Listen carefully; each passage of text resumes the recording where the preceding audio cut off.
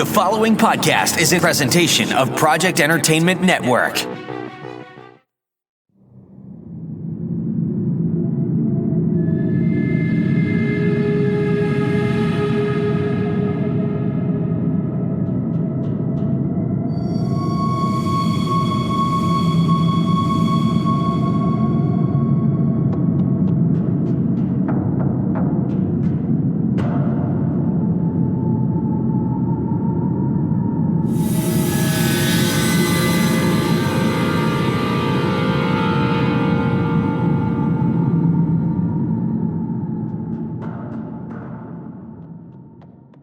Welcome to Staring Into the Abyss. I'm your host, Richard Gerlach. With me, as always, is Michael Patrick Hicks. Hello.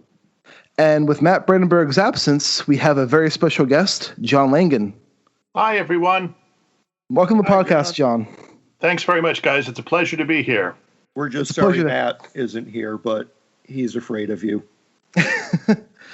Matt just had an episode a couple weeks ago where he finished your new collection. So we were excited to have him on here with you, but he sadly couldn't make it. Well, I may have murdered him. Well, we'll just have to find a new host then. That's going to be the next episode, everybody, is auditions for Matt's part. Yeah.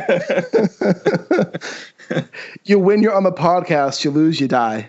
Life is hard. We'll have to have like a Running Man kind of audition scenario. Well, Stephen King Running Man or Arnold Schwarzenegger Running Man? I'm thinking Schwarzenegger. Okay, fair enough. Richard Dawson as the host, yeah. Yes. We'll just toss him through a gauntlet and we'll see what we can get. And a gold lame suit that everybody will have to wear. Absolutely. That movie has some of the best one-liners I've ever heard in a movie. Hey, Christmas tree. This is that movie is one of those things where I think to myself, that's taking up space in my brain that I could, I could have used that for, French or something like that, But no, instead it's the Running Man, Arnold in his gold suit. Great. That's terrific. It's not all bad. It's got some good set pieces.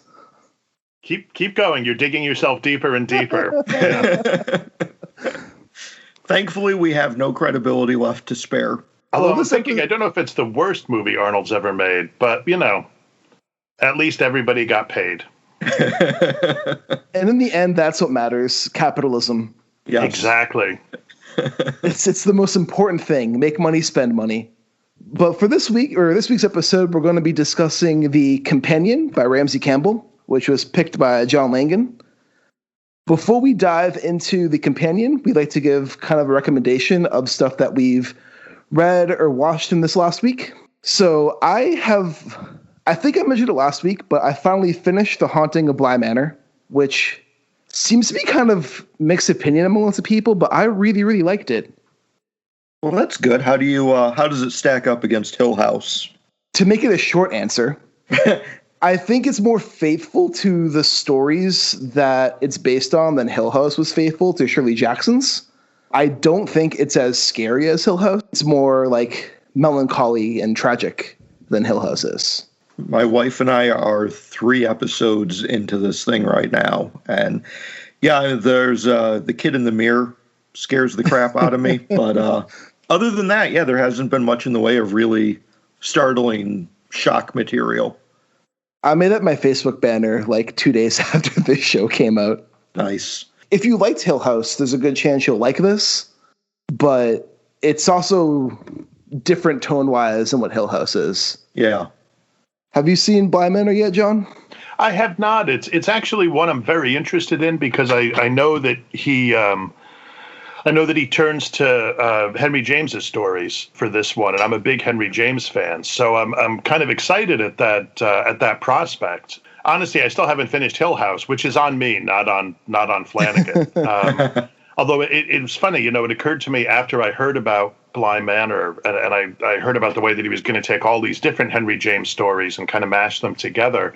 I thought to myself, man, I wonder what it would have been like if he'd done that with Hill House. If you'd had, because Jackson has not even the lottery so much, but she has so many stories that you can imagine could have been incorporated into that series in a really interesting kind of way. All these stories of like urban paranoia and what have you that could have found their way there. I wonder if it had something to do. I mean, not to be crass, but if it just has something to do with money, that your Hill House is still within copyright, as are Jackson's stories. So it would have been a lot more expensive to option all of them. Whereas Henry James, I think it's all public domain at this point, so you can just kind of go nuts. Yeah, it's 3 stories mainly. So like each of the episodes is named after a different Henry James story. Mm-hmm. But Turn of the Screw is like the main story it's based on. And then one episode is actually the Jolly Room, and they tie the Jolly Room into Turn of the Screw. Okay. And I think it's, what was it, like the Certain Old Clothes? The Romance of Certain Old Clothes. Yeah, Romance of Certain Old Clothes. He also ties that one into Turn of the Screw as well. And there's one whole episode that's just that story, but he kind of recontextualizes it to make it work within Turn of the Screw as well. No, that sounds cool. I'm a big Henry James fan. I wrote a whole paper on Henry James when I was in college. So that's what makes you a good person. So I was pleased to kind of see these newer adaptations of like James stories come to the screen, especially because that last Turn of the Screw movie they tried to make was really bad. Was that The Awakening? I haven't seen that. I think it was called The Turning. Oh, The Turning. Okay, I haven't seen that one either. It's not good. But they tried. Well, they have, I think part of the problem there, right, is that you have this, in The Innocents, you have this classic adaptation, which is just, I want to say Truman Capote wrote it. I think he adapted it. And it's just such a great film, and it's such a creepy film, and it has such wonderful performances in it. That's a high bar to have to try to get over. It's the same thing. Honestly, it was the same thing with The Haunting of Hill House. The original Haunting, the Robert Weiss one, is such a classic film. And what was there? Remember the remake, or the whatever you want to call it, the attempted updating with Liam Neeson and Catherine Zeta-Jones? I think we've all tried to forget that movie. But so I have a fun fact about that movie. Tell me that you have a bit part in it. Tell me that you're like a background character, please. That was the first horror movie I saw in theaters. I use air quotes for horror when I say that. Well, I would say it was first off, I'm very sorry. Second off, I want to say it was directed right by the guy who did Speed, Jan de Bont. I think it was. And I'm just like, if this house drops below 50 miles an hour, it'll explode. That's my terrible Liam Neeson voice, it was awful. But yeah, it did have a high bar to meet, and obviously it I don't know, I want to use some kind of pole vaulting metaphor or something like that. Like, on the approach, like the pole broke and then like impaled the pole vaulter. It's such a disaster of a movie. And so, yeah, at first when I saw what Flanagan was doing with The Haunting of Hill House, I was like, I don't know, man. But I think with a little bit of time, I'm sort of a little bit reconciled to it. I guess if the family's okay with it, then that's really what matters. But that kind of taking it apart and trying to put it back together again and doing all kinds of different things with it, which obviously is what they're doing with the James stories as well. It seems to me a worthy experiment anyway. Hill House definitely took like everyone by surprise when it came out too. It felt more like he was doing a Stephen King story that's never existed. Well, King has, if you read Danse Macabre, King has a chapter in his horror fiction section on Hill House. And that was, when I was a kid reading Danse Macabre, that was my first introduction to Hill House and to Shirley Jackson. I sought it out relatively soon thereafter. And I suspect probably for a lot of people it was the same. Although Jackson was, if you go back and you read her biography now, the Ruth Franklin one, she was a major literary figure while she was alive. You look at Time magazine, say, would have their list of 10 most important writers, living writers, and it would be Ralph Ellison and John Cheever and Saul Bellow and Shirley Jackson. And then, of course, after she died in the early 60s, in some ways, I think her reputation kind of fell into a bit of eclipse, or was eclipsed anyway. But she sort of over the last couple decades, maybe a little bit more, has been kind of her stock has steadily been rising. And I think now at this point in time, we see her a little bit or more as she should be seen as this major figure in American literature. I definitely agree with that. I also think, like, even reading her now, we had an episode with a Shirley Jackson story a while ago, and just like reading her stories now, discussing her story, she still like has a lot to say and is still very profound. I used to teach the lottery at my old school. I'm trying to work the lottery into my new curriculum as well, but she's always fun to teach in class as well. You're like, all right, everybody, now I want each of you to take a piece of paper. I did that actually. We'll get to the rocks later. We'll deal with those later on. I did that actually. I had a piece of paper in a jar. One had a black dot on it. I had each kid choose a piece of paper. They hold on to it when we read the story. Then when they finish, I had them open their pieces of paper, and they all had to throw the paper at the kid who had the black dot. And this is why you lost that job, and you're on to this new job you're talking about. Yeah. Because one kid threw a pencil, and it had to hit him in the eye. Oh, my God. I hate when that happens. I know, right? Hell of a shot, though. You know what? Bravo. The kids will make a good pitcher someday. Yeah. The other We're supposed to encourage these abilities, I thought. The other kid, he might need an eye patch, but he'll be okay. You have two eyes for a reason. You can lose one, still survive. Yeah. He got a cool nickname out of it, though. But I do say the Haunting of Bly Manor is definitely worth checking out. It hits different notes than Hill House does, but it still has a similar structure. But I'd definitely say stick with it. And it had me crying by the end. I had no whiskey near me, so I had to use some tissues at the end. But overall, I'd say check it out. But any recommendations for you, Mike? Not really. I've been caught between several projects and work from home business this week. So I have only slowly been working my way through a nonfiction title from, I hope I say her name right, Meg Hafdahl and Kelly Florence, who just released The Science of Stephen King. So in this book, they kind of go through and look at the thematic elements of several of his novels over the course of the last 50 years and look at some of the scientific bases for those elements. So like they talk about the dark half and they get into the science of twins and birth deformities, where parasitic twins have all of these issues where one fetus will ingest the other one, or their bodies will kind of merge up and give you the more Siamese twins that we normally see. So they just kind of go through his books and do stuff like that. And it's really, really interesting, but I have just not had much time to invest in it this week. I have a question, Mike. Sure. So do they talk about why every time in Stephen King stories when a character gets really scared, their hair turns white? No, that hasn't come up yet. Because it happens a lot in his stories. I've never noticed that, but I will defer to your expert judgment on that. That topic has not been broached yet, but I still have more than half of this book left to read. So it could come up. It could still come up.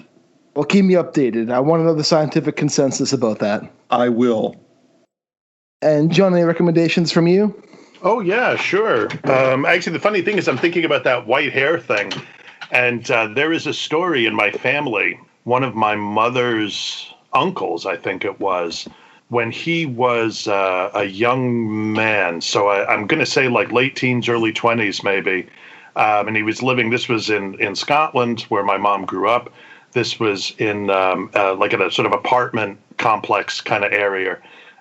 He was like chopping wood or something like that.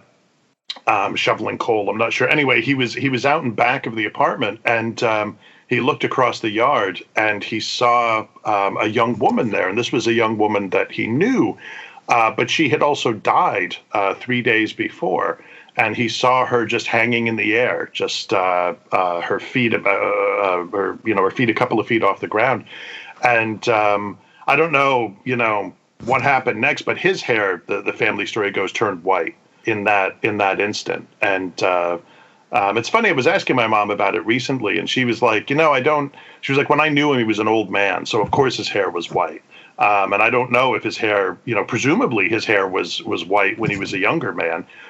Some people do go prematurely white, of course, but yeah, so maybe there is some basis for that kind of thing.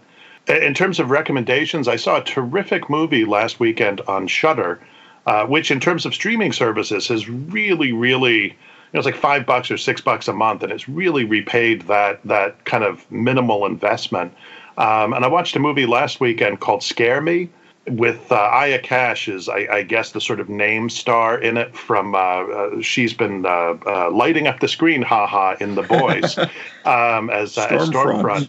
Yeah. As the Nazi hero. Exactly. Donald Trump's favorite character. I don't understand what the problem is. Anyway, so yeah. She's tremendous. Just tremendous. Tremendous.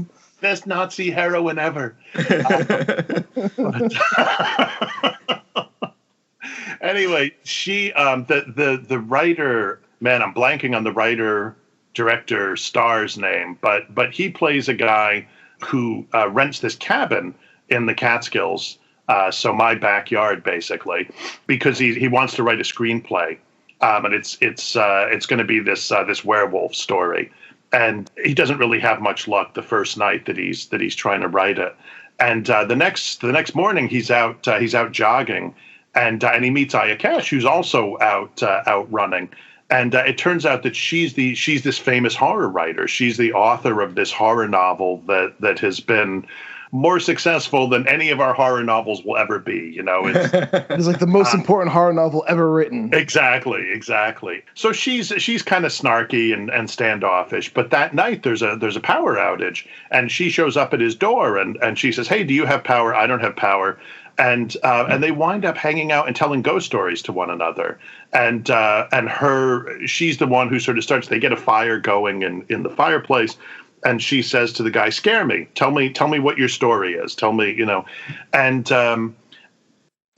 here's the thing: in movies of this kind, quite often what happens is the characters start to tell the story, and then we cut away to a dramatization of the story with other actors, another setting, this sort of thing. This film doesn't do that. It remains with those actors as they. So in a way, it's this real acting exercise for them. There were some slight special effects, I guess you would say. Mostly in terms of sound and in terms of they as they're describing certain things, they feed those sounds in through the soundtrack. But mostly it's just an opportunity for these actors to really show you what they're capable of. And Chris Redd from Saturday Night Live has a terrific cameo as a pizza delivery guy who shows up and then takes part in some of in a couple of the stories. But I was so impressed with the film. I was so impressed with that kind of simple conceit of we're just going to show these people acting out the stories as opposed to cutting away, and we're just gonna let these actors show you what they can do. So I kind of feel lately as if I've just seen a number of really fine horror movies. Host was another one. I'm sure everybody's seen that one by now. The Zoom horror movie. And if you've had to spend any time on Zoom right there, perhaps you may feel that's redundant. But that's also a terrific, it's an hour, so that's even better. Short horror film.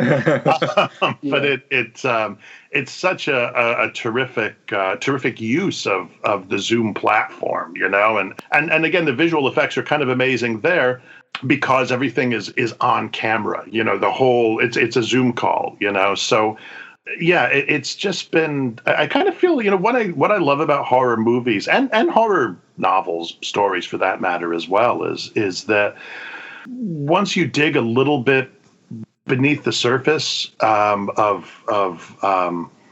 I don't know. I'm sort of cynical, I guess, when it comes to slashers or wwhatever, but which I know, like Stephen Graham Jones right now is sitting up in his bed. He's like, what? Who's bad-mouthing slashers? But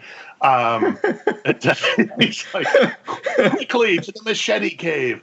But I do find that there's just this amazing variety of approaches to horror material in horror films. They are so inventive. They're so creative, and I have lined up on the queue right now a couple of werewolf movies. Oh man, The Wolf of Snowy Hollow, something like that. I think it's Robert Forster's last movie, it looks like. And then John Horner Jacobs had recommended another movie, I think it's called Howl, which he said is a werewolf on a train. And I thought, dude, I am there for that. So yeah, that just sold me. I'm looking that up right now. Yeah. So it's in terms of films, yeah, there's just so much cool stuff out there, and that's not that's not to talk about sort of older films. Things. There's a terrific New Zealand movie out of New Zealand called Deathgasm, which is about Deathgasm's awesome. Yeah. Okay. Which is just a lunatic, an absolute lunatic film, but it's such a terrific, fun, campy ride.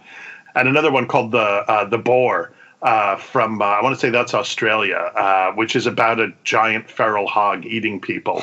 Creature feature, It's in terms of books. I'll just give a plug for I'm still in The Living Dead, George Romero and Daniel Krause's book, which in some ways is like a sort of a throwback in a way to those kinds of 80s big horror novels that we, I mean, in a way, probably they go back at least to The Stand, if you think about it. And I can't remember when King published The Stand. I feel like it was late 70s, early 80s. So I may be exceeding my time, my time frame. But if you think about those novels that King wrote and that Robert McCammon wrote, and Straub, I suppose, with Floating Dragon, these big sprawling kind of epics. The Living Dead is very much in that vein, haha. And I'm quite curious actually to see where they're going to go with it. I've listened to a couple of interviews with Dan Krause, and one of the interesting things he said is that Romero always thought that Day of the Dead, that was always meant to be the last film. That was always so. Even though he made the subsequent, I guess you would say, trilogy of films, or at least 3 films, they just kind of slot into those original 3 films. They slot into that timeline, and so I'm quite curious to see how he manages to do that. The Living Dead's a book I've been meaning to check out. Once I get book money, I plan on buying the hardcover. Because I heard of that book and I was like, I need to read this now. I need this in my eyeballs right away. But yeah, and he's an interesting. Daniel Krause is an interesting writer. His book Rotters is about it's kind of a young adult novel about grave robbing, and right there it's like sold. And yeah, they're so. I feel like I've been loading up my Kindle and my bookshelves with so many things that have come out, where I'm just like, oh, I got to grab that. I got to grab that. I got to grab that. Even though I don't know when I'm going to get the chance to read some of these things. Who is it that said, was it Borges who said that, it probably wasn't Borges, but it was someone else who said that when we buy these books, what we're really, it's like this fantasy that we're also buying the time to read them. So if that's the case, man, I'm freaking immortal. I am going to live for centuries. Yeah, I think that's a pretty common relationship we all have here. I have just slews and slews and slews of books that I know I will unfortunately never get to. But hopefully my kids will enjoy them at one point after I die. I'm looking at like my windowsill full of horror books and I'm like, when am I ever going to find the time to read any of these? Yeah. I have like Paul Tremblay next to a Salman Rushdie novel, next to 2666 next to William T. Volman, and I'm like, I'm never going to get to half of these. Well, you can skip the Tremblay, speaking as one of his good friends, he's just phoning it in at this point. He's just, don't even bother with the which is it, Survivor Song or? I listened to Survivor Song. It is Growing Things. Oh yeah, Growing Things is really good. But short story collections can be, and I love them. And obviously, that's primarily what I've published in terms of the number of books that I've published. The majority of them are story collections. But I recognize that with a story or with a collection of stories, it's different from a novel, right? Because in a novel, you've got 300 pages or whatever, but you have to invest in one story and just make your way through that one story. Whereas 300 pages of short stories, you could have to reinvest in 30 different stories. I agree 100%. I'm a sucker for short story collections and anthologies. I read so much short stories anyway, more than novels. I do think novella is like the perfect length for a horror story specifically. But, yeah, it's funny when I was thinking about what I wanted to suggest for this show, a lot of what came to mind were novellas, because I thought, what are the things that are important that have been important to me as a reader / as a writer, and so many of them were things like Stephen King's Grandma or The Monkey, say, or even earlier The Boogeyman, or Sometimes They Come Back, and those are things that are novelettes / novellas, or Ted Klein's Children of the Kingdom, or Nadelman's God, or any of Straub's longer things, and yeah, the novella.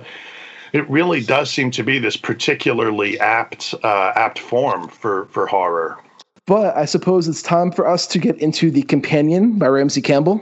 So before we dive into the story, why did you pick this story, John? You said before you were thinking of like novellas, and you settled on this one.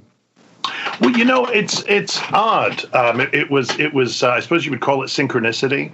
On Twitter, I'm friends with an artist named Patrick Zurcher, a comic book artist. We've been friends for a few years now. He did a couple of drawings of characters for my stories. So I don't know, maybe about a month ago, and he'll list his reading is what I should add. And so about, maybe a month, 2 months ago, he mentioned that he was reading The Companion. And I'm not sure, honestly, if he was reading it for the first time or the 100th time. But anyway, he said, reading The Companion. And I came on and I said, oh, it's a great story. And he said, I can totally see why you would like this. It really reminds me of your work. And of course I'm vain. And tell me about my eyes, And so that sent me back to it. And I had first run across a reference to The Companion again. I think in Danse Macabre. I think King mentions it somewhere in probably in the horror fiction section when he talks about Campbell's work.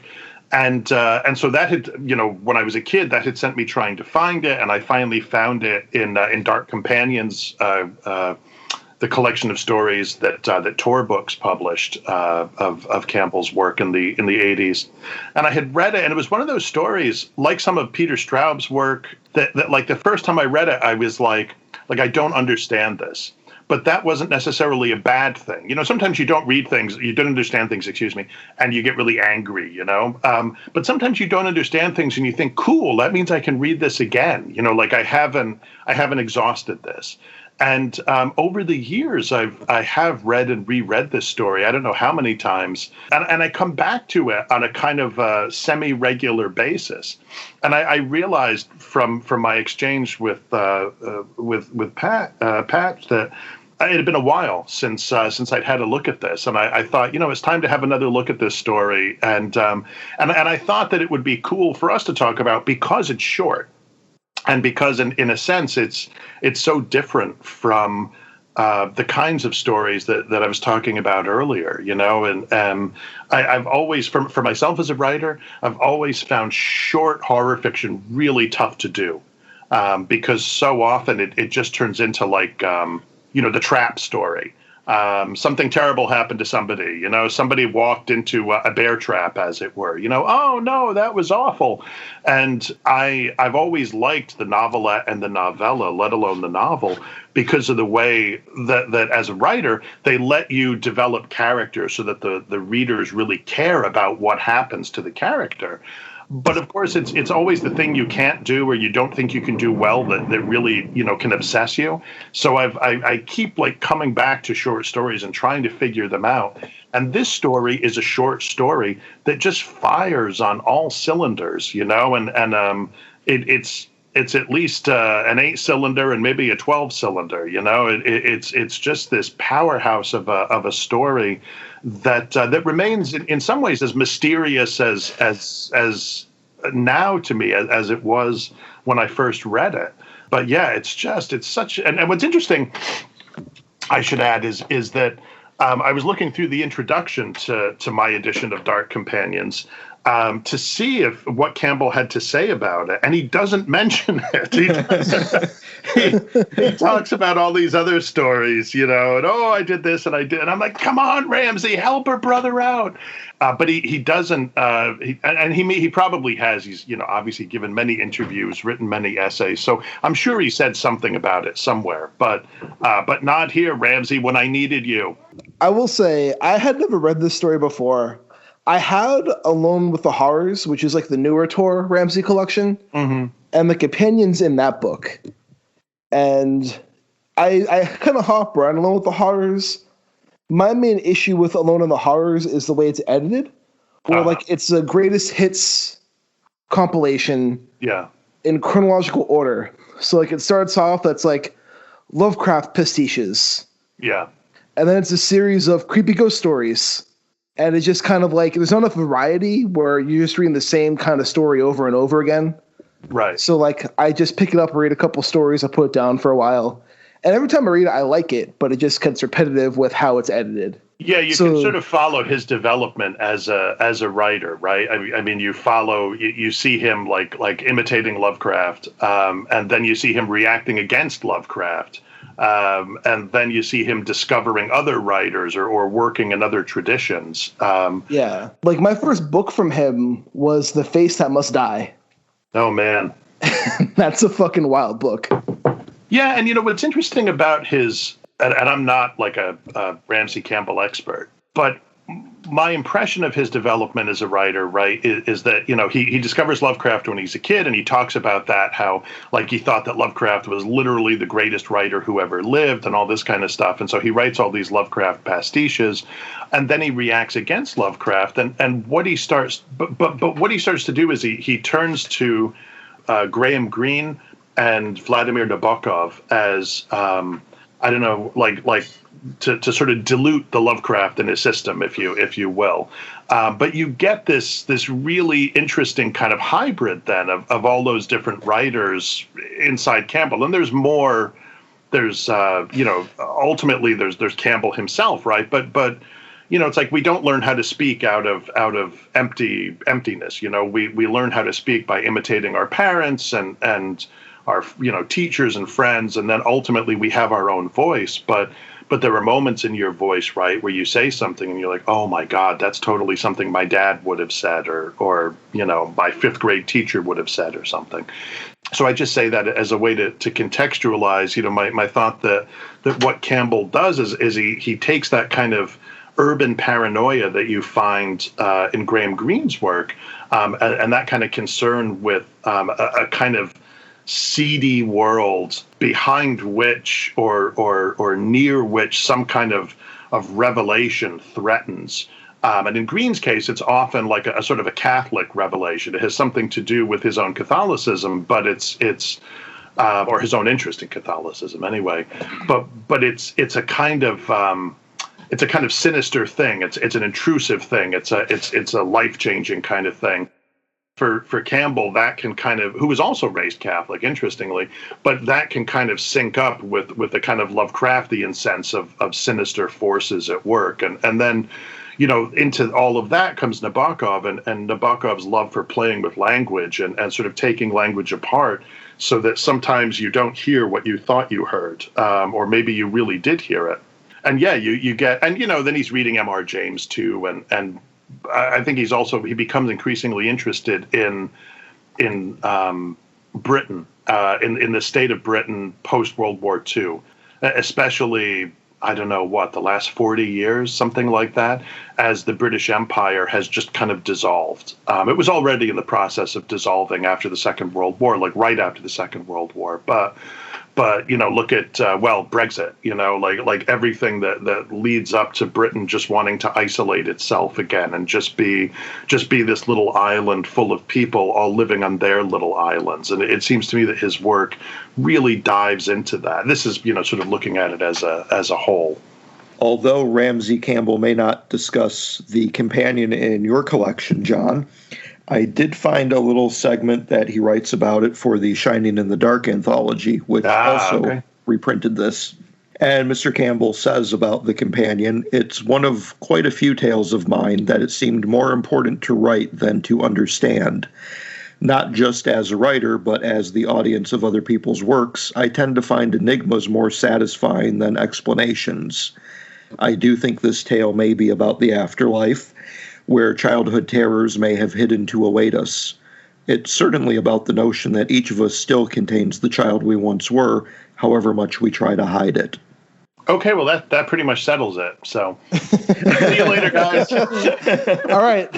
That's a final last word, Ramsey Campbell. Well, it's interesting because he was a great friend, as I understand it, to Robert Aikman. And many years ago at a World Fantasy Convention in Saratoga in the late 2000s, I wound up at a dinner at an Indian restaurant with Ramsey and a bunch of other people.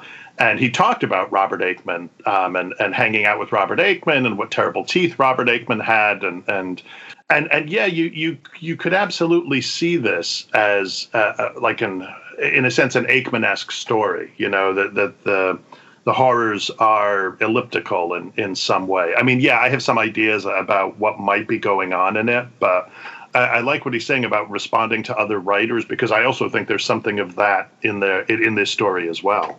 Well, I'm just heartened that he said it may be about the afterlife, because that was Richard's and mine interpretation. Yeah, no, definitely. This was our first time for each of us reading through it, and we ended up reading it. I read it twice over this weekend, I think. I read it 3 times over this week. That was the one element that I kept coming back to was, well, it's some kind of a ghost story, apparently. And then Richard had mentioned that he thought it was about the afterlife, and when I reread it with that in mind, it seemed to click a bit more for me. So I'm heartened by that. We seem to have gotten the point of what Ramsey Campbell was trying to say with it, but there still seems to be plenty of room left for other interpretation. It's the moment we realize that we're not as dumb as we think we are. Well, I don't know if I'm going that far. I'll give myself a little pat on the back for that. Well, good job. You are our lit expert of the show. I'm just the dummy who occasionally pecks at the keyboard. I only have my bachelor's in English, just my bachelor's. Nothing beyond that. The funny thing about it is that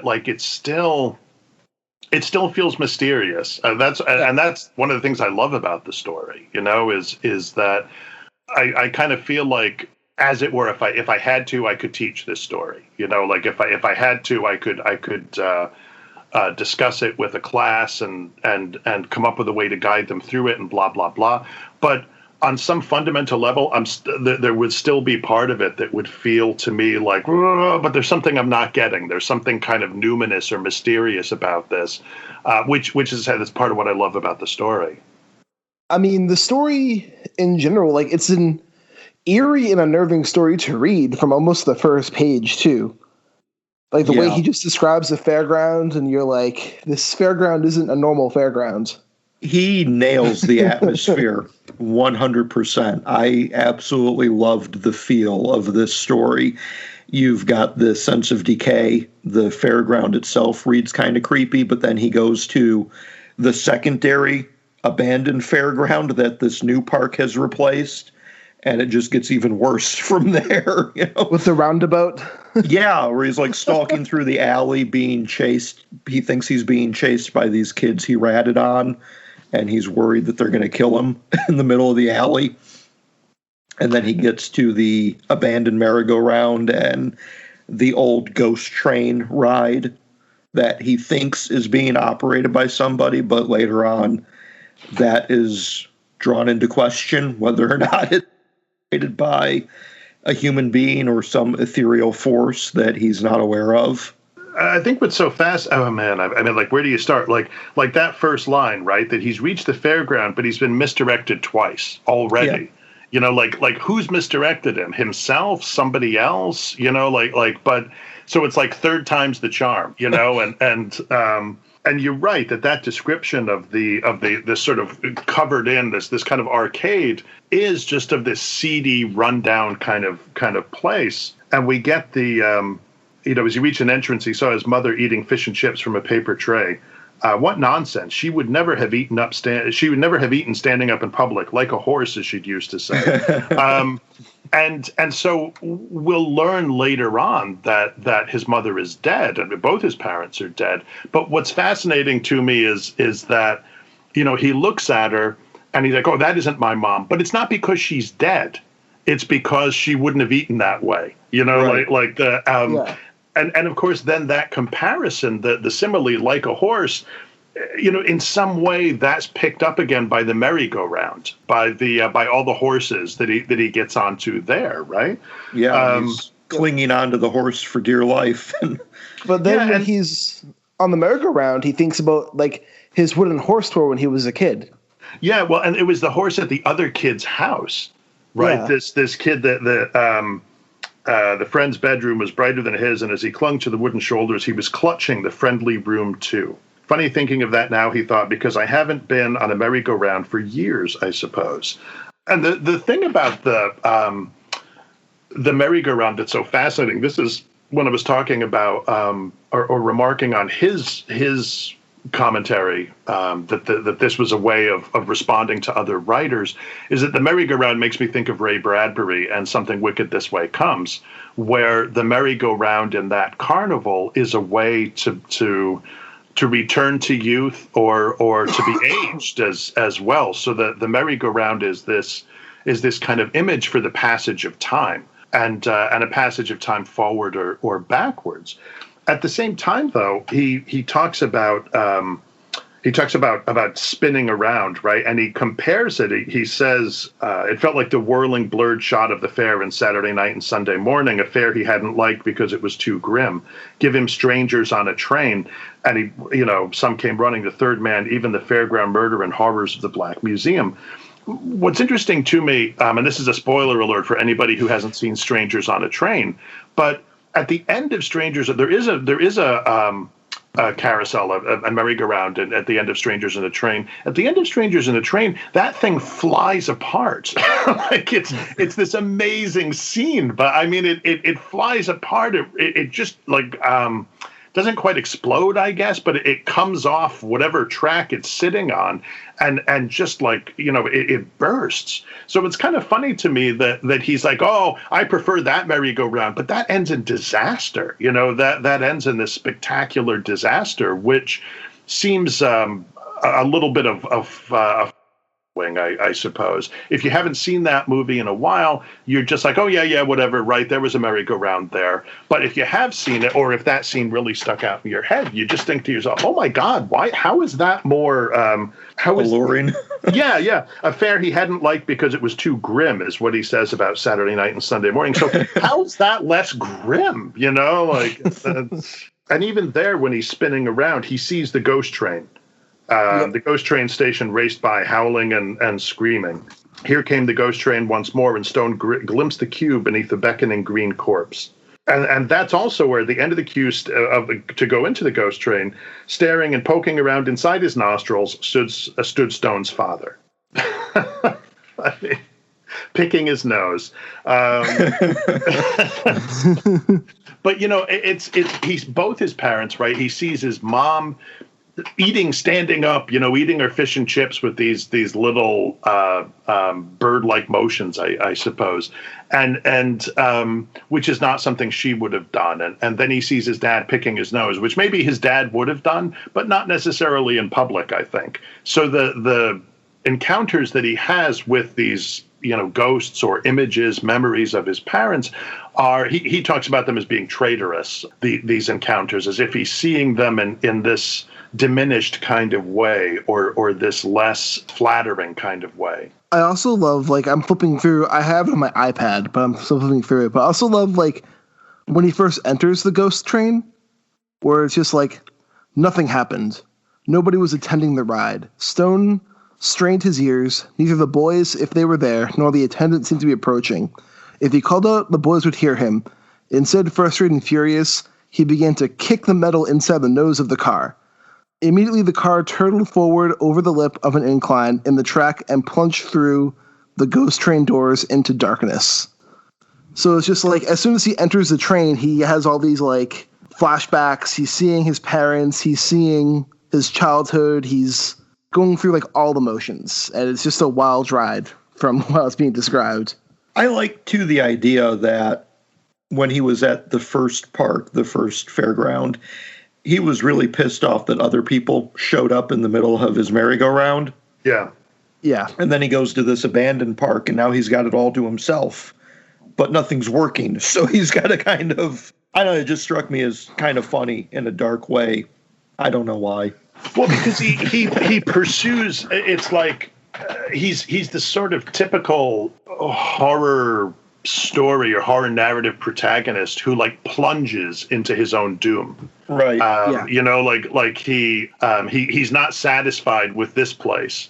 And so he talks to the man inside the merry-go-round, right? Who's and it's interesting that while he's on the merry-go-round, that's when he has his first memory of being in the dark as a child, and that really terrifying and claustrophobic moment where what is it? He says he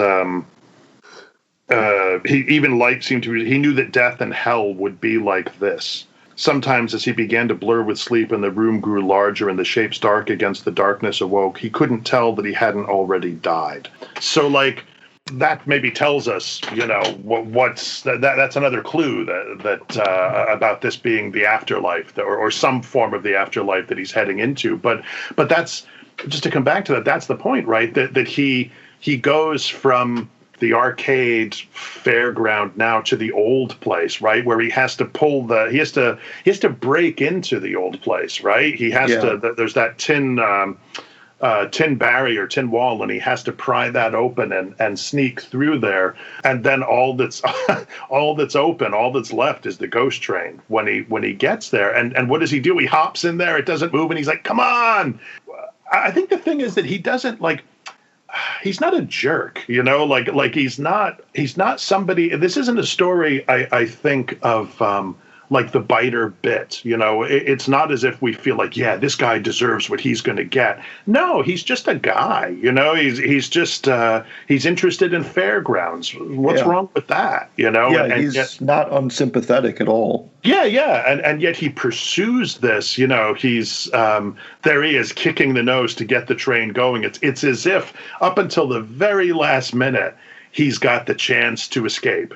He could just be nah, you know what, I'm not going to go here. And he could leave. Of course, he could leave, and one presumes he would be none the wiser. I really liked the way his ride in the ghost train reflected his fear of the dark as a child and how he tries to rationalize his fear, where he keeps denying that he's afraid of the tricks in the ghost train, that, it's just these strands that are supposed to mimic spider webs. How obvious. Right. And, the mirror. That's so trite. We've seen that before. But he's terrified. Yeah. Yeah. I really like the way that Campbell plays with that, trying to deny your fears and refusing to embrace what's happening, even as it's occurring. Yeah, it's interesting, right? That he suddenly he felt as if he suddenly become the victim of delirium. He remembered his storm-racked childhood bed and the teeming darkness pouring into him. And as his car had swung around the first curve, he'd glimpsed two illuminated shapes, withdrawn so swiftly that he'd had no time to glance up at them. He had the impression that they had been the faces of a man and a woman gazing down at him. At once they'd vanished into the darkness or been swept away by it. It seemed to him, for some reason, very important to remember their expressions.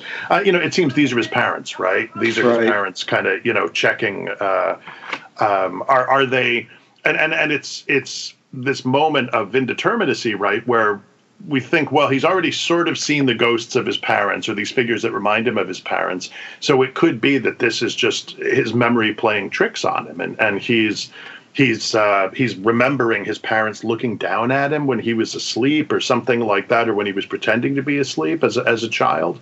But it's also possible, right, that these are the ghosts of his parents now looking down at him, and they're like, "Oh, you poor sucker, you'll be joining us soon enough." That's interesting, because I had wondered if it was the kids that he thinks are chasing after him, if it were whatever the kind of malevolent beings that were tracking him through the fairground. Yeah, for me, it's the fact that it's a man and a woman that made me think, oh yeah, it's because the kids seem to be all boys. Okay. Although that's never, I don't know if that's 100% spelled out. Yeah, the boys it's funny. The boys just sort of disappear from the story. They almost seem to me like a red herring. They're what's necessary to get him out of the first fairground into the second fairground. There also are what drives his paranoia in the second fairground as well. Yeah. No, absolutely. But then we get the rabbit, right? The 4-foot tall rabbit. A large stuffed gray rabbit with huge glass or plastic eyes. Not a dead rabbit, of course, a toy. And it's one of those things that Campbell does stylistically. It is so remarkable, I think, right? Who thought it was a dead rabbit? I didn't think it was a dead rabbit, Yeah, I thought it would be a toy. That made sense. When he says a large stuffed gray rabbit with huge glass or plastic eyes squatting upright with his front paws extended before it. Of course I thought that was a toy. I never thought it was a big dead rabbit. And I'm like, Ramsey, what's going on, man? But it's the kind of thing that Campbell does with his prose. And I'm sure that in rhetoric there's a term for this. But quite often he will say, it couldn't have been. And so, he'll the character's driving in a car, somewhere, and he looked in the rear view mirror. Surely he didn't see a shape in the back seat, and you're like, Ramsey, why did you have to do that to me? Because now I see the shape in the back seat. But it's this kind of way of by saying something isn't, he suggests that it is. And that's a fascinating stylistic technique. Don't think of the pink elephant. Right, exactly. It's not a dead rabbit, right? It's just a toy, I'm telling you. Well, it was at that point I kind of went into the Bill and Ted's Bogus Journey element with the evil rabbit. It's like, oh, God, it's going to chase him through the tunnel. Right. And yet the funny thing, right, is that I'm trying to think the right way to put this, right? When I imagine the rabbit, like trying to sort of follow my own thought process, right? I see it as having this cartoon face at first, Bugs Bunny or something like that. And big smile. When he says that it's not a dead rabbit, I immediately see it as having an actual rabbit's face. Right. And an actual rabbit that large is actually kind of a monstrous thing. Something, a 4-foot rabbit would be quite unsettling, I think, especially with one of its eyes was loose and whitish stuffing hung down its cheek from the hole. And then this thing falls towards him. In an odd sort of way, it reminds me of the horses in the carousel, in that it's another, it's a natural creature, but it's an artificial version of that. These are made out of wood. This is made out of stuffing or something like that. And everything seems to be in some state of decay. Yeah, absolutely. Well, and now I've got this image of a rotting rabbit stuck in my head. So thank you, John. Thank you, Ramsey Campbell. Don't try to pin this on me. Somewhere Ramsey just looked up and smiled, and he's like, excellent. One thing I do love about this, too, is, he's going through all this, imagery that's, the toy rabbit or, the spider webs that are there to scare children, and it kind of gives this like creepy yet kind of childish atmosphere. Mm-hmm. But then the last figure he sees, when it's just like, Stone closed his eyes. When he opened them, he saw the hooded figure, and then it describes it when it's like, when he opened them, he saw in the hood an oval of white cloth upon which black crosses for eyes, a barred crescent for a mouth, a grinning face was stitched. And like he just goes in for like the full like creep factor at the very end there, where it's like, if you thought this is all like childish scares, here's this fucking Stitch Face dude. Stitch Face dude. Or Stitch Face. Stitch Face would be a good title for something. Hang on, I got to write that down. Hold on a minute. Stitch Face. Okay. Nice human-sized effigy riding along with you. There we go. Okay, hung Stitch Face. Right? Yes. Thank you, Ramsey. Well, yeah, but that's in your next collection. I hope. Exactly. Yeah, it's. I'll be like, no, I made that up myself. Stitch Face and Other Terrors. Stitch Face and Other Companions. Ooh. Yeah. See. All right, get Ross Lockhart. Get the contract ready. I think Ramsey's getting his lawyers ready. But before that, right? There's the chair. Yes. He sees the big. It's a large armchair, right, with clothes on it, and it's funny, right, that the chair seems to be enormous. So again, it's that childhood perspective on things, right, where you see, and especially it seems to be Dad's armchair, right. Although I guess Mom might have an armchair. That's perhaps indulging in a gender stereotype. But I'm just thinking about my own household where my dad had his chair, and we were not supposed to sit in Dad's chair. Mm-hmm. And the clothes on the back of it, right, are then he noticed that the almost invisible light was flickering, either that, which was possible, although he couldn't determine the source of the light, or the clothes were shifting, very gradually, but nonetheless definitely, as if something hidden by them were lifting them to peer out, perhaps preparatory to emerging.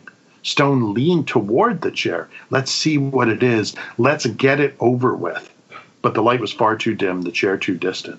Probably he would be unable to see it even when it emerged, the way the light had been allowed to run down, unless he left the car and went closer. And remember, there are a couple of times he thinks about leaving the car. He's like, let me go check that out. And then he's like, no way, because if the car leaves, I'll be stuck in here. And that's when the boys come back again, right? Oh, and if those boys are in here with me, they might get me. I can't make a sound because the boys will find me. Yeah. And again, he's like, once again, he kicks. He kicks at the car, at the nose of the car to make it move. And then you get the, before the creepy little Stitch Face, you get the face that comes rushing toward him. And the funny thing, I intensely identify with this scene. And the reason for this is when I was a kid, oh man, like 10, 11, maybe a little younger, my family used to take vacations up around Lake George in the Adirondacks. We actually stayed at a little lake called Sunnyside Lake that was about 20 minutes away from Lake George. So Lake George is like a tourist town, and among the attractions that they had in there was the House of Frankenstein, which was a wax museum. It was a terrific wax. Thinking about it, it had a 2-level porch, and on the top porch they had a wax figure, sort of an animatronic figure of the Phantom of the Opera playing this organ as you walked by, and that the organ noise would come out of the House of Frankenstein, and screams, recorded screams in that, and there was a big guy dressed up as Frankenstein's monster, the Karloff Frankenstein's monster, standing out front. So it was always kind of like a goal of mine to go into that, but I was also terrified of it because I am fundamentally a coward. And we finally one year, my younger brother and I went in, and it turned out that it was actually cool. It was less frightening than I expected it to be. Everything, all the exhibits were behind windows. And so, they could be, I guess if you were really squeamish, you would have been like, oh, look, that's someone getting guillotined. That's so gross, But the thing is, if you waited for a moment, you would see the guillotine blade come back up and the head like pop back onto the neck, right? So anyway, we went through, they had a hall of mirrors, and we went through this hall of mirrors. And when we came out of the Hall of Mirrors, I saw movement in the glass of the next display, and it scared the heck out of me. And I jumped back, and my heart was in my throat. And then I realized it was just my own reflection. It was the light from the strobe light flashing in the Hall of Mirrors had allowed me to see my own reflection for a moment. And that was the most frightening thing of all the things that were in the House of Frankenstein. So at this moment when Campbell writes, without warning, a face came rushing toward him out of the darkness a few feet ahead. It jerked forward as he did. Of course it would, he thought with a grimace, sinking back and watching his face sink briefly into the mirror. I was like, I'm there with you, Ramsey. But mirrors, of course, are hugely symbolic, right? You know, you what is it that's most frightening to you? It's yourself in the mirror. And maybe that lends some credence to the idea that what he's going through, if he's in an afterlife or on the verge of an afterlife, it's an afterlife that is to a certain extent like sculpted by his own psyche, by his own experiences. When it comes to that, too, even that image alone is just like, I kind of want to rewind the story a little bit to like kind of base how I view it, especially after reading it the second time and thinking it's about the afterlife and kind of like living through your own little like past memories, essentially. Because that's what he's doing a lot in this train is everything that happens in this train for the most part is either related to his fears, his trauma with like his parents being lost, or like his past memories of his childhood. And I kind of see it as, even from the beginning, like I think from the time he crosses over to this abandoned amusement park, even before he crosses over, I think in some aspects he's not really alive. And some of this is just kind of like in his mind or like his fever dream and like his last moments alive. And this is kind of what he's experiencing as he crosses over. I wonder if there's a progression from purgatory to perhaps hell, perhaps whatever his vision of the afterlife will be, because he moves from this fairground that's populated with life and memories to this much, much darker plane of existence. I have to admit to wondering the same thing. Is there a transition moment? Because as we're saying, right, you know, the first place is run down, but it is still alive, and the second place only appears to be alive. It's mechanical. You know, all of it with a dead rabbit, with its eye hanging out. Yeah. That, I mean, unless it's when he's actually falling, when he sees his father, and then he grips the horse's neck as he began to fall. This is when he's still on the merry-go-round. And he thinks about his parents being buried. The two polished boxes had been lowered into holes and hidden. What an interesting way. I mean, it's the thing about Campbell, right? It's just another version of what he can do, or another example of what he can do with language, where they're not buried, his parents, they're hidden.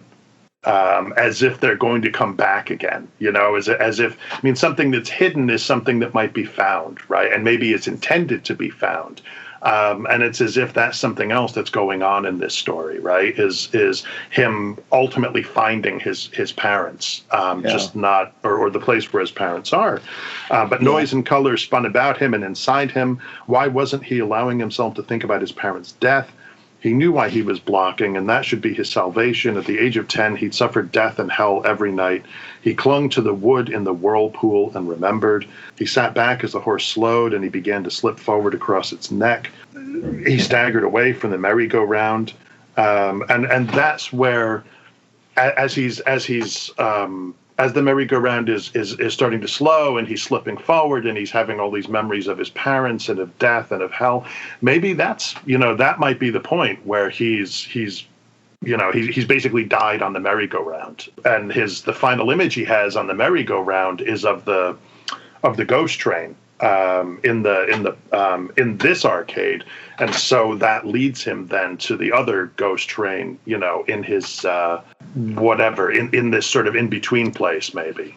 I do like the mental imagery of the merry-go-round. You see all these things flashing by you, which could be his life flashing before his eyes. Yeah, actually, I really like this idea. Now that I think about it, I'm like, yeah, I kind of like this. I kind of like this reading. Who knows if it's in any way right? And I may change my mind in like 5 minutes. But well, I mean, according to what Ramsey Campbell wrote, I don't think there is like a fully right reading for the story because it's the enigma of it all. It's the enigma of it all. Yeah, yeah. Nonetheless, we will come up with the right reading. The concrete reading that everyone must agree with. Yes, we have the definitive answer now. We are the gatekeepers. That's right. For this one story. Ramsey, here's what your story really means. Right. I know this Ramsey, is what you thought you were writing. I know you wrote this, but take a seat and let me explain this to you. Exactly. Yeah. Take a seat, Ramsey Campbell. Well, actually... Yeah. You may be some kind of living legend, but actually...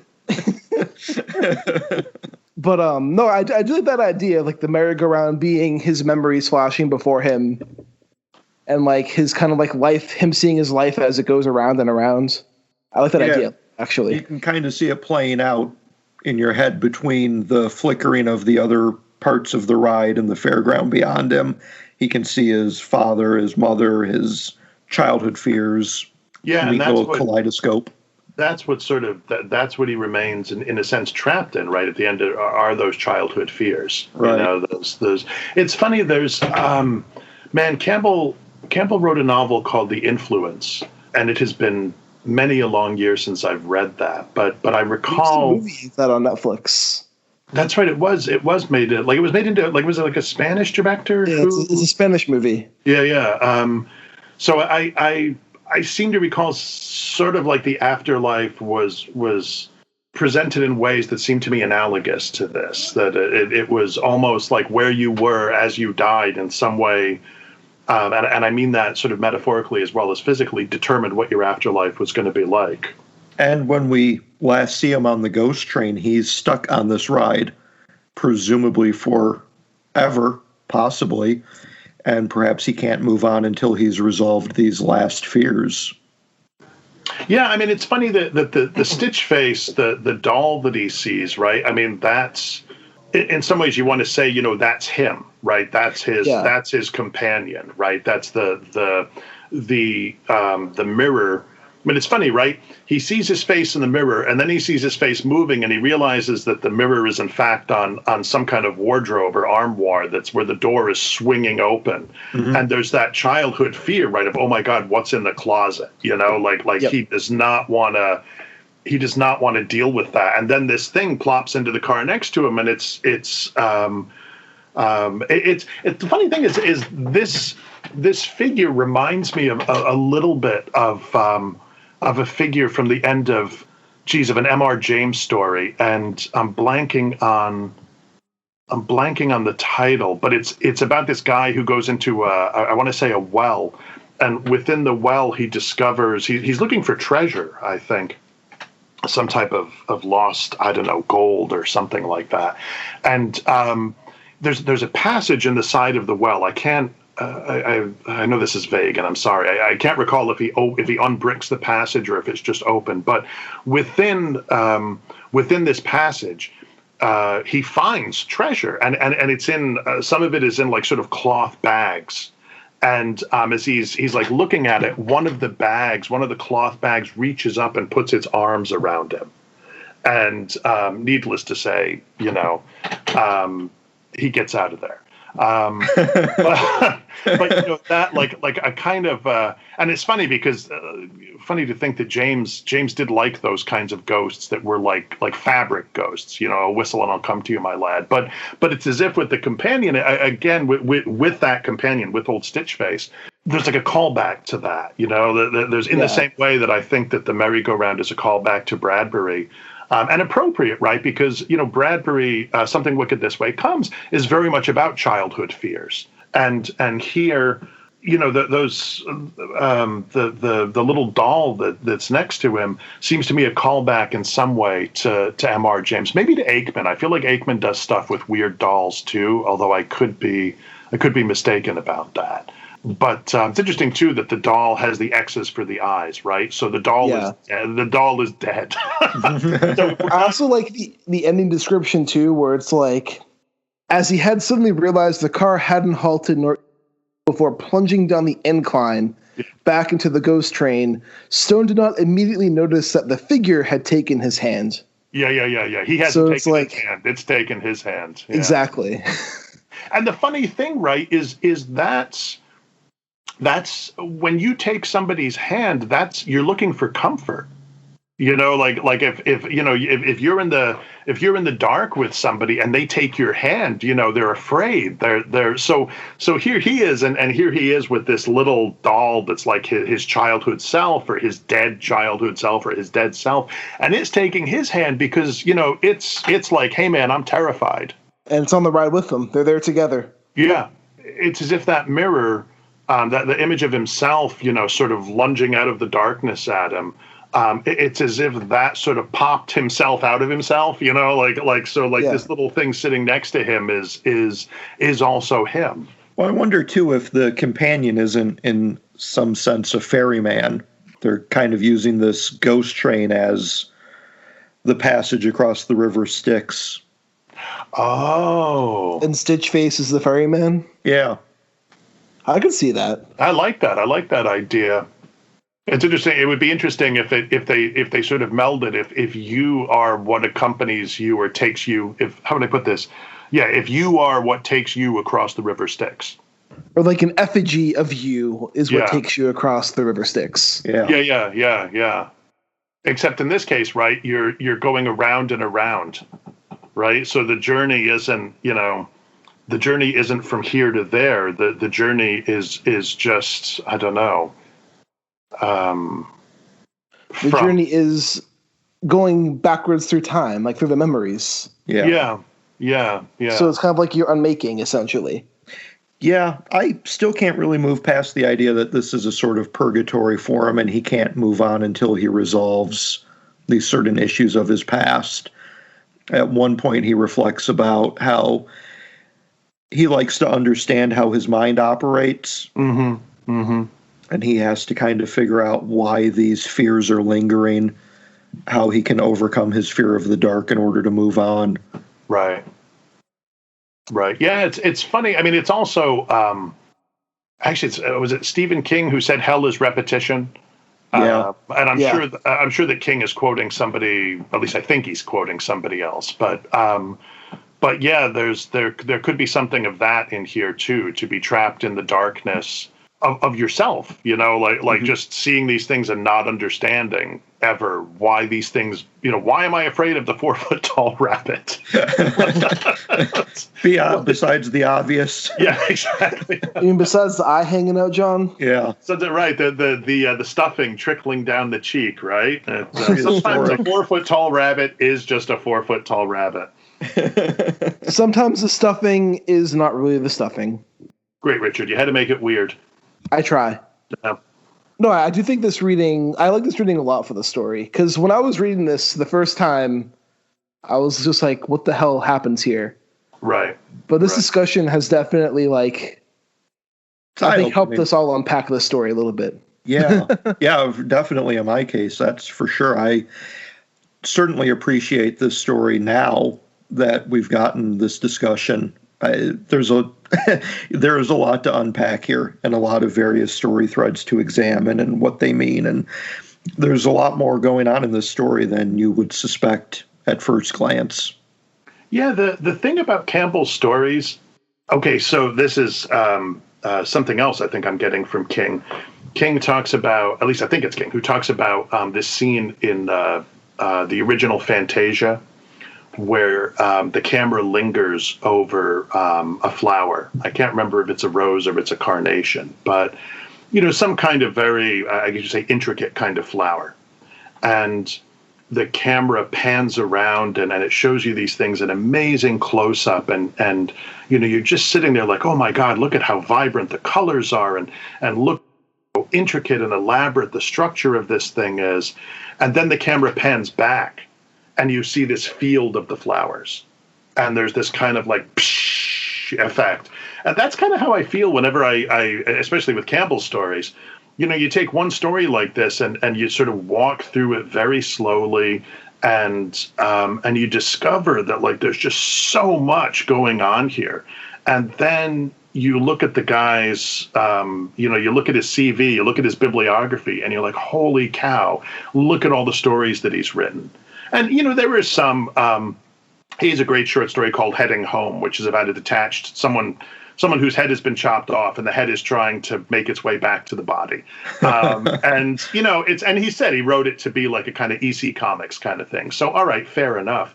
But there were so many stories that he's written that are this complex, or at least this complex. It's an astonishing accomplishment. Like I feel like if I could write one story that was as complex as this, I would be pretty happy. I would be trying to write a second, but I would still feel like, oh man, okay, that's achievement unlocked, as the kids say. But I feel like Campbell, this story is, I want to say it dates back to the 70s. I can't remember. I feel like it might be as early as 73, but then I'm like, I don't know if it's quite that early. But nonetheless, I mean, that 40 plus years ago, and he's only gotten better since then. That's just incredible, let alone all the novels. I sometimes think that, and I'm as guilty of this as anybody, that my kind of rush to find out or keep track of, who's the kind of new hot thing in writing. I kind of forget that there were all these, great writers still living amongst us, like Ramsey Campbell. And I think to myself, you could do a lot worse than maybe just devote some time, go back to Campbell's stories again and just, give them another look and read them a bit more slowly this time, as we've done here, to see just how much is going on in a story like Macintosh Willie or The Voice of the Beach or something like that. Also, John, you are right. This was published in 73. Wow. I mean, that's insane to me. That's so. Like the collection I have, along with the horrors, it has the story. It begins with The Tower from Yugoth from 1961. Mm-hmm. And then it stops at End of the Line from 1991. Yeah, and think about that. That was almost 30 years ago. 91, yeah. I mean, like it's yeah. Better yet, don't remind me of that. Well, I think what is discouraging, I guess, and maybe it shouldn't be because we're talking about Ramsey's story here, but it does make you a little bit disheartened to think, man, this guy is this amazing genius level writer. And all of his stuff, all of his books these days are being published by small presses. And good for the small presses for publishing them. I absolutely applaud what they're doing. Without, PS Publishing, we would be much the poorer in terms of access to Ramsey stuff. But there's something that does really, it doesn't speak particularly well for whatever you want to call it, mainstream commercial publishing, that they are not promoting the hell out of this guy, that they're not saying, we have this great writer living among us, and man, get on the ghost train. And maybe that wouldn't be such a good sell, but well, we also have Flame Tree Press is doing a lot of Ramsey Campbell stuff too. Yeah. I think they're still a smaller press, though, aren't they? I would say so. Yeah, I mean, don't get me wrong. I'm happy that they're doing it. I love they did The Wise Friend and that they brought 13 Days on Sunset Beach and back into. They're bringing The Searching Dead to the stateside. I had a plunge for the PS Publishing hardcover set for those 3 books, but they're bringing those over for paperback. And that's awesome. That's awesome. Yeah, that would be a whole other much longer. It'd be a series of shows to talk about his recent trilogy. Because I have them all. I have Searching Dead. I have Born in the Dark. I ordered them all from PS Publishing. yeah, me too. The Searching Dead, Born for the Dark, and The Way of the Worm. And this is the thing too about Ramsey that really deserves to be said. A couple of years ago he was one of the guests at Necronomicon Providence.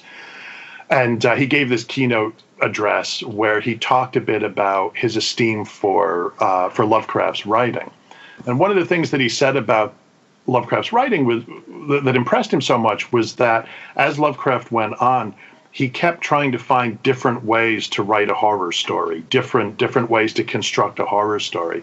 And I think to a large extent that's true of Ramsey's own work. I think that you see it in the novels as well as the short stories. Yeah, at this point, he's like, I think I'll write a trilogy. Trilogies are cool. I'd like to write a trilogy. I'll revisit my old Lovecraftian stories from when I was budding as a writer. Yeah, well, that's the thing too, right? That I love, right, is that he goes back to that earlier stuff, and he's like, what could I do with this? Like all these things that I kind of repudiated when I was young, right? And I was like, Lovecraft, who needs him? Which he got over pretty quickly, it must be said. But he's like, well, let me go have another look at those. Let me see what I can come up with.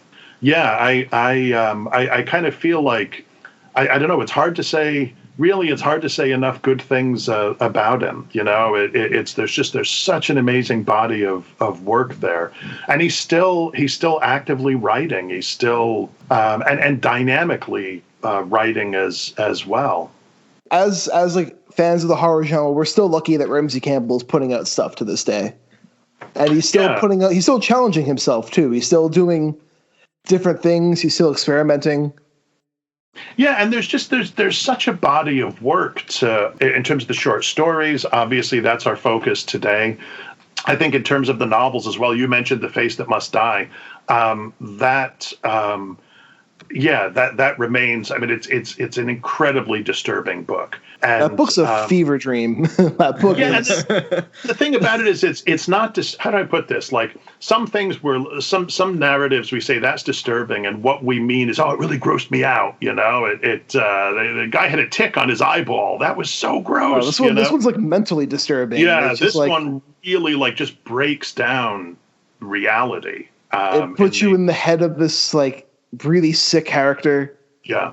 All the urban decay and just like how it's changing heads and it's a crazy book. I love it, but it's a wild book. But then he writes like a book like Midnight Sun, which is this kind of, I don't even know. It's like this weird melding of kind of it's almost like folk horror before we were using that term, and I'm not even sure that's quite the right term for it, but it's a quieter book in some ways, but that nonetheless manages to summon this kind of images of sort of, I don't know what, cosmic immensity. The same thing is true of The Darkest Part of the Woods, which is one of my favorite of his books, where interestingly he wrote that after he had written several non-supernatural thrillers. And that's one of the ones where he just goes right back to his own roots and just writes this insane Lovecraftian, cosmic horror novel that's just terrific. And then he'll jump to something dark. Yes. Which that book's also pretty wild. Yeah, and that book's dark as hell too. Yeah, and he's been interested. Some of his books, some of his stories too. He was a film critic. I mean, I guess he still writes film reviews, but I think he was. I want to say he worked for the BBC maybe as a film reviewer for a while. And so a number of his books engage with horror film and sort of the history of horror film. I think it's Ancient Images that revolves around the idea of a lost Karloff Lugosi film, which connects to certain unsavory practices by the English nobility, which is perhaps redundant, but still. Well, didn't he also, back in the 70s under a pen name, write novelizations of the Universal Monster movies? Yeah, at least 4 of them, I think. I was thinking 3. I know there was he did the Wolfman. He did the Wolfman. Dracula's Daughter, maybe, and I'm not sure the Mummy. I'm not sure what the others were, but yeah, he. It was a couple, but his style, he's in a bit of everything. Yeah. I have to resort to Google to answer this question. Carl Dreadstone, I feel like, was the name that he chose. Yeah, it was Carl Dreadstone. He did 3. He did Bride of Frankenstein. Okay. Dracula's Daughter, The Wolf, he did a novelization for the Solomon Kane 2009 movie. Oh, okay. Which is not a terrible movie as far as Robert E. Howard adaptations go. So those are his 4 media tie-in books. Okay, all right. And I want to say he published a novel, what was it, The Night of the Claw, as J. Ramsey, which was, I'm not even exactly sure why it was published under a pseudonym, because it was his own original work. I don't know if it was an attempt to sort of rebrand him or something like that. Possibly. But I would definitely say for our listeners, like, Ramsey Campbell has a very wide selection of stories to dive in with. And some might suit your taste better than others, but I'd say he's worth experiencing at least a few stories before you make a judgment on him. Whereas, like, one story might not work for you, he has plenty of other stories that absolutely might work for you. Yeah, I would say this is the, this is like some kind of single malt scotch as opposed to Zima.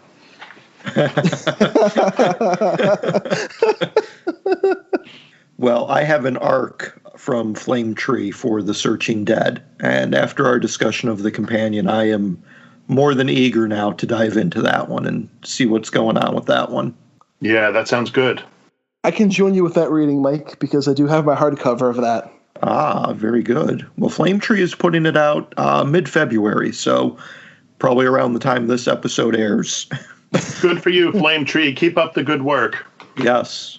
The Flame Tree's been doing lots of really great stuff. Like, I can never praise them enough for the work they've been putting out. Yeah, I'm digging the hell out of them. Between getting Ramsey Campbell stuff back into print, getting Jonathan Jan's stuff back into print. Yes. Yeah. They're doing lots of really great work. Well, it's the funny thing that I've noticed in a lot of like bigger publishers, the big 5 commercial publishers is you hear so often, I've heard so many stories from friends who have said, they passed on my book because marketing couldn't figure out how to market it. Marketing was like, no, we'll never be able to market this.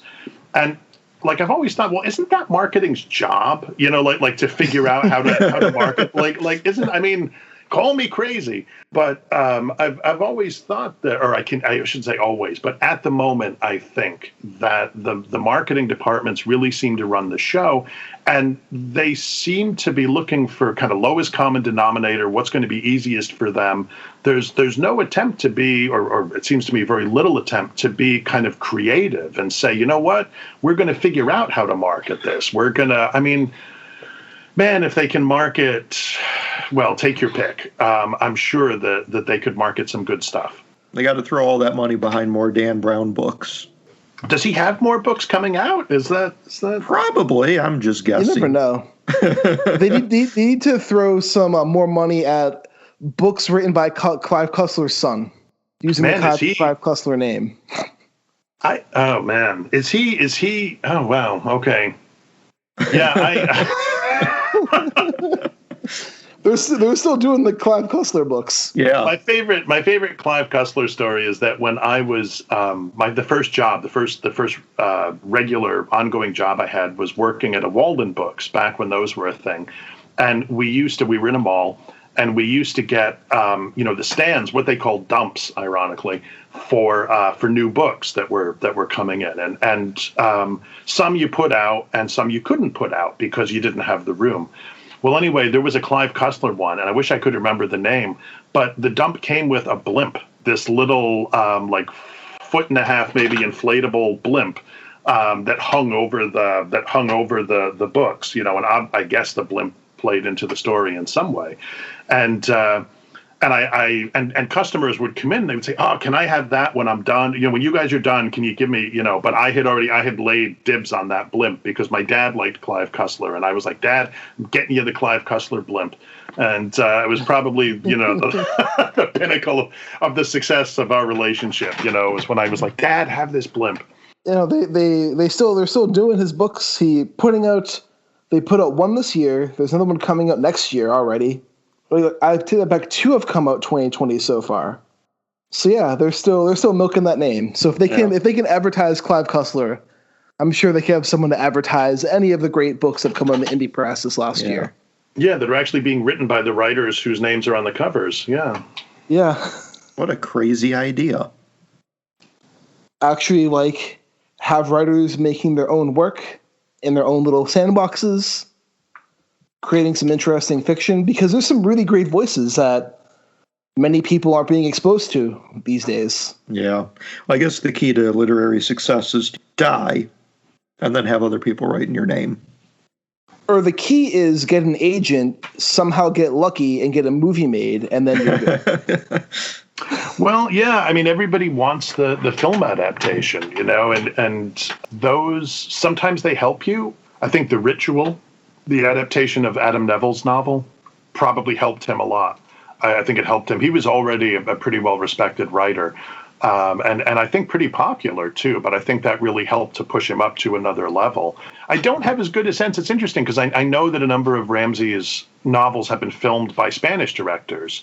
The Nameless was. The Nameless, and what did we say? The Influence was? The Influence was. And was Pact of the Fathers filmed? I think maybe? Yeah, so at least so maybe he's huge in Spain. I don't know. You know, it's he's raking in the euros. I don't know, but I don't know. I will say I think especially with Adam Neville, he was already a big name, because I remember when The Ritual came out, that book was huge. Yeah, but like the movie just blew him up to a whole different level. Yeah, I think so. He just inked another deal for another adaptation. No one gets out alive. Yeah. I read his new collection, and it's a Weird and Other Derelictions. Yeah.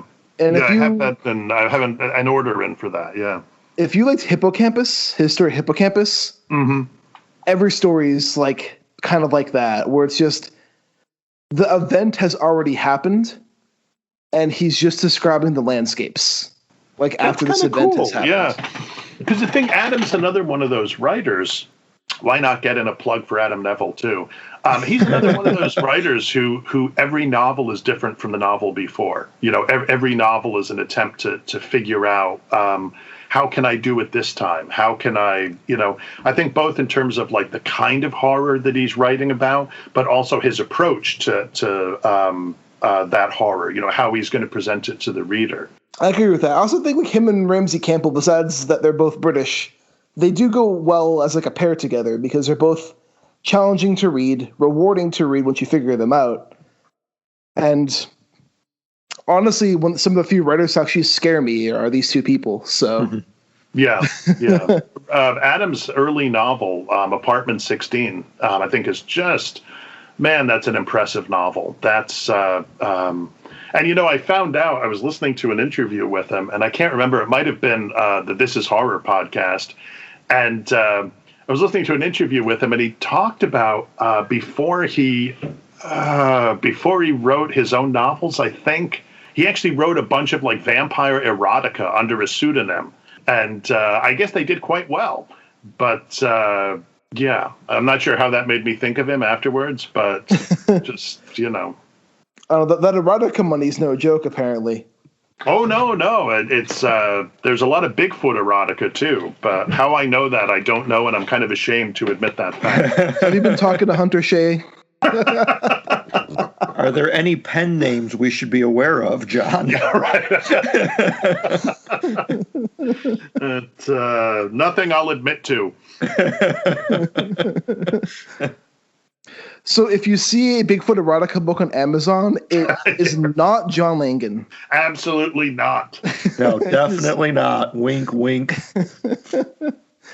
Well, John, thank you so much for joining us today. It was a lot of fun. Hey, thanks so much for having me, guys. What a great discussion. I'm really glad we got a chance to dig into this story.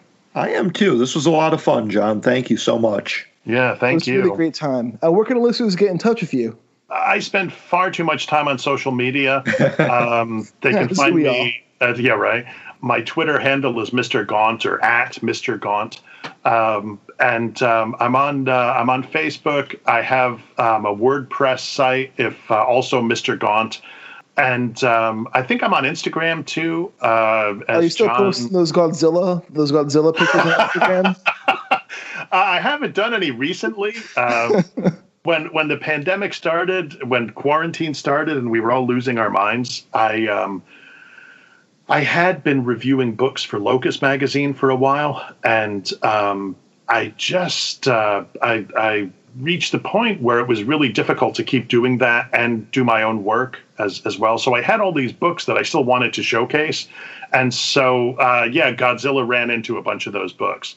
And then afterwards he ran into like various little toys I have around my office. I think Dickens almost got the best of him, but then, Godzilla triumphed because he is Godzilla.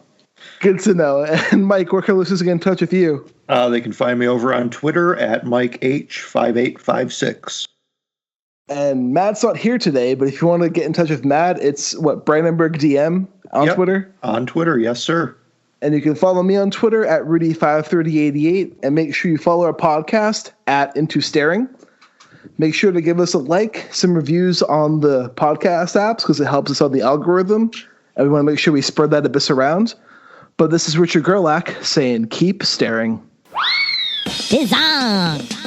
It's Bizong, the Bizarre and Weird Fiction Podcast, hosted by me, Mr. Frank. Bizong is the showcase podcast of the bizarro fiction genre. And those who write weird and read weird are going to love this podcast, where each week we talk to everyone who is anyone in the bizarre and weird fiction realm.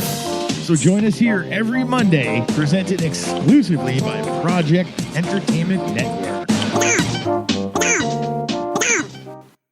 This has been a presentation of the Project Entertainment Network.